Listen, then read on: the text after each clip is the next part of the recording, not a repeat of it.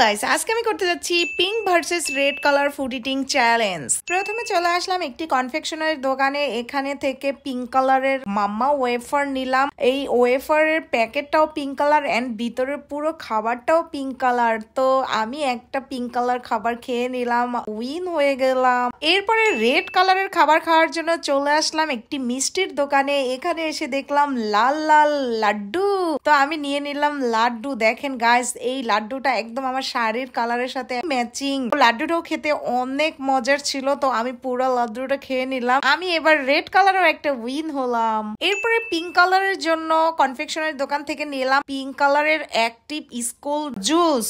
এই জুসটা খেতে খুবই জঘন্য ছিল, আমি আর মুখে নিতেই পারলাম না। তারপর অনেক কষ্ট করে আপনাদের জন্য চ্যালেঞ্জটা কমপ্লিট করলাম। এরপরে রেড কালারের জন্য ওই মিষ্টির দোকানেই দেখতেছি আর কোনো রেড কালারের মিষ্টি আছে কিনা। পেয়ে গেলাম রেড কালারের মতিচুর লাড্ডু। এটা তো পুরাই রেড কালার আর খেতে অনেক টেস্টি ছিল।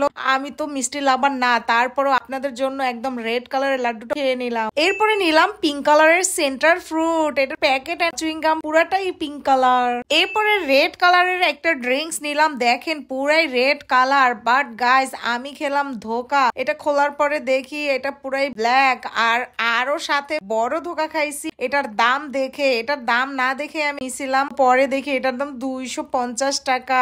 আমি তো পুরাই হতাশ। এবার পিঙ্ক কালারের একটা জুস নিলাম। এই জুসটা খেতে অনেক মজার ছিল, পুরো জুসটাই খেলাম। পিঙ্ক কালারের খাবারের অপশন অনেক বেশি। তো গাইস অনেক কষ্টে চলে আসলাম মিরপুর 12 নাম্বারে। এখানে এসে আমি রেস্টুরেন্ট খুঁজতেছি এন্ড রেস্টুরেন্টে গিয়ে মেনু দেখে দেখে খুঁজতেছি রেড কালারের খাবার কি কি আছে। বাট একটার পর একটা রেস্টুরেন্টে যাচ্ছি, কোনো রেস্টুরেন্টে রেড কালারের ফুড নাই। যখনই জিজ্ঞেস করি যে ভাই আপনার রেড কালারের কোনো ফুড রাখেন নাই কেন, বলে কি এটা অস্বাস্থ্যকর ফুড কালার ইউজ করে। তো এসব কথা শুনে তো আর আমার লাভ নাই, আমার দরকার রেড কালারের ফুড।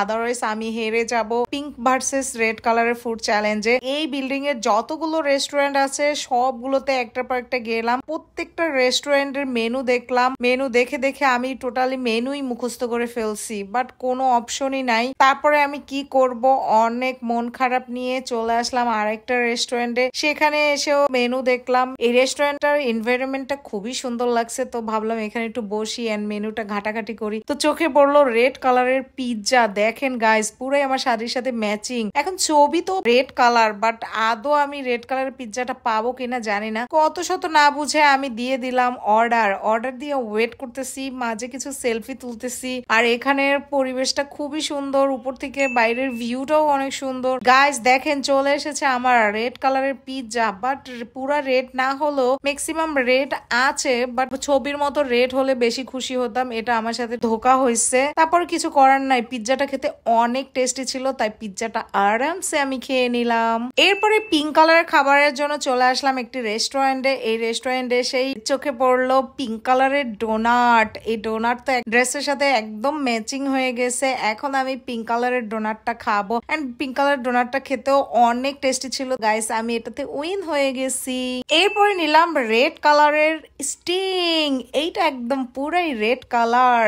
স্টিং খেতে কিন্তু আমার অনেক ভালো লাগে। কে কে স্টিং লাভার আছেন অবশ্যই কমেন্ট করবেন। আমি স্টিংটা খেয়ে নিলাম, খেতেও অনেক ভালো লাগছে, কারণ পিৎজা খাওয়ার পরে স্টিংটা খেয়ে অনেক শান্তি লাগলো। সো গাইস অবশ্যই কমেন্ট করবেন কে উইন হলো, রেড নাকি পিঙ্ক। এরপরে কি চ্যালেঞ্জ দেখতে চান সেটাও কমেন্ট করে জানাবেন and subscribe me. Bye by.